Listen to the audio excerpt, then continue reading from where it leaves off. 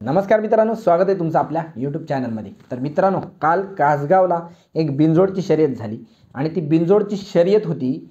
गेल्या आठवड्यामध्ये ज्या बैलांची खूप चर्चा झाली होती ती वरदान 50-50 आणि महबूब 8001 आणि त्यांच्या विरुद्ध काल त्यांनी जे नाव दिलं होतं त्यांच्या विरुद्ध नाव फिरवलं कोणी तर आपल्या सर्वांचे आवडते दोन बैल ज्यांनी या मागील काही वर्षभरांमध्ये खूप चांगलं नाव केलंय ते म्हणजे रणजित निंबाळकर सर आणि मुंबईमध्ये बिनजोडमध्ये ज्यांच्या नावावर पळतात ते आपले मथुर बैलाचे मालक राहुलभाई पाटील यांचे दोन बैल म्हणजे सर्जा आणि सुंदर।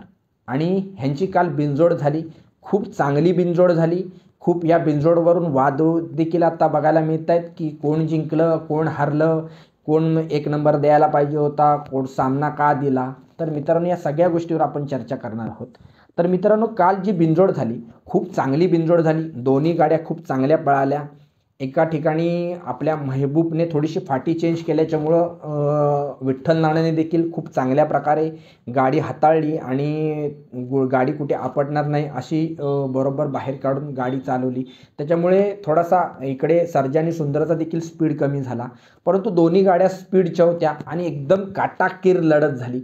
आणि एका काटाकीर लढतीत भरपूर सोशल मीडियामध्ये आता सध्या ट्रेंड चालू आहे की ही शर्यत सर्जा आणि सुंदर यांनी जिंकलेली आहे आणि जिथे कुठे जाल तुम्ही तिथे सर्जा आणि सुंदर विन, सर्जा आणि सुंदर विन असंच दिसतंय। परंतु ऑफिशियली मंडळाकडून ही जी शर्यत आहे ही सामना देण्यात आलेली आहे। त्यांचं असं म्हणणं आहे की दोन्ही गाड्या एकाच वेळे जे सूत बांधलेलं होतं त्याला टच झालेलं आहे।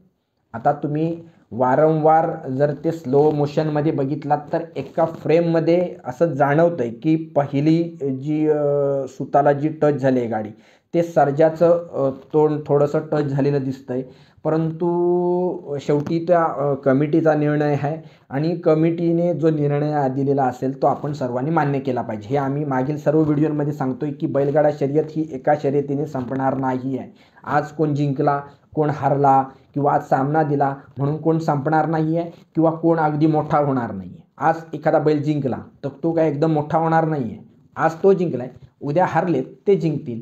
आणि मागील आठवड्यामध्ये आपण व्हिडिओ बनवला होता तेव्हा आपण सांगितलं होतं की ह्या बैलगाडी शर्यतींमध्ये आणि बिनजोडच्या शर्यतींमध्ये जे काही वादिवाद होत आहेत ते कुठेतरी थांबले पाहिजेत, कारण का हे आपल्या बैलगाडा क्षेत्रासाठी खूप घातक आहे। आणि कालच्या कमिटीला, कासगावच्या कमिटीला खूप धन्यवाद दिले पाहिजेत की त्यांनी खूप चांगल्या प्रकारे काल वातावरण हाताळलं।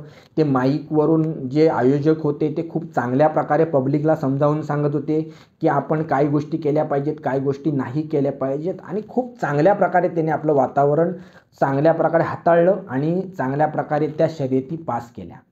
आणि मी म्हणतो की एकदम वादविवाद होण्यासारखा निकाल होता आणि त्यांनी तो सामना दिला असेल तर खूप चांगला त्यांचा निर्णय असेल, कारण का त्यांना जो वाटला असेल की बा नाही आम्हाला क्लिअरन्स होत आहे आणि आम्ही नाही क्लिअर करू शकत असो तर तो कमिटीचा निर्णय असेल, त्याच्यात आपण काही बोलू शकत नाही।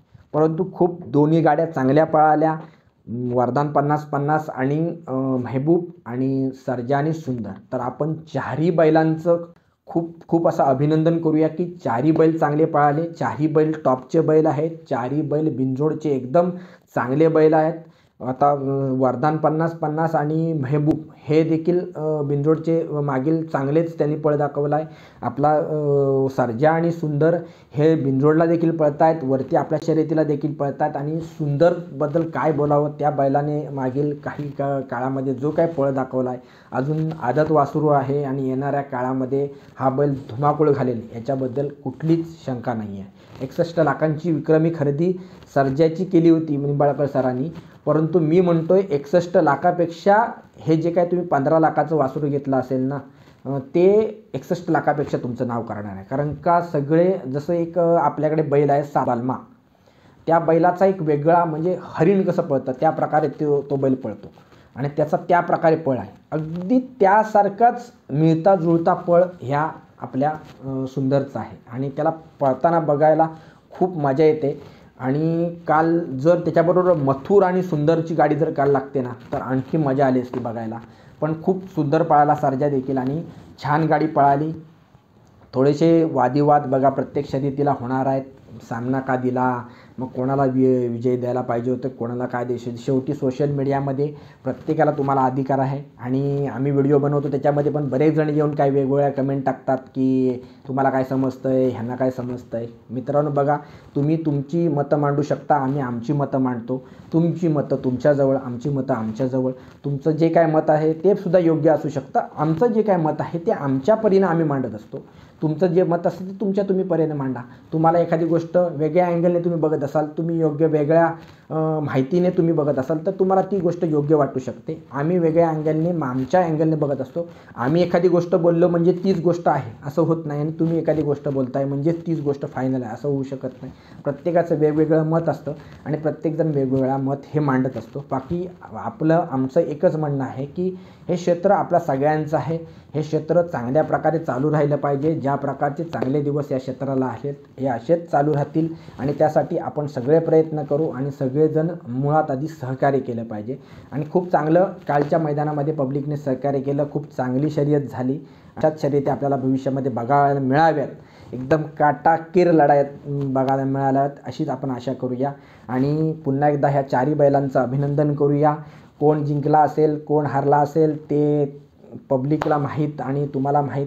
बाकी जो कमिटीने निर्णय दिला आहे तो योग्य मानून आपण पुढे जाऊया. बाकी हा व्हिडिओ आवडला असेल तर व्हिडिओला नक्की लाईक करा, शेअर करा आणि आमच्या चॅनलवर नवीन असाल तर चॅनलला सबस्क्राईब जरूर करा.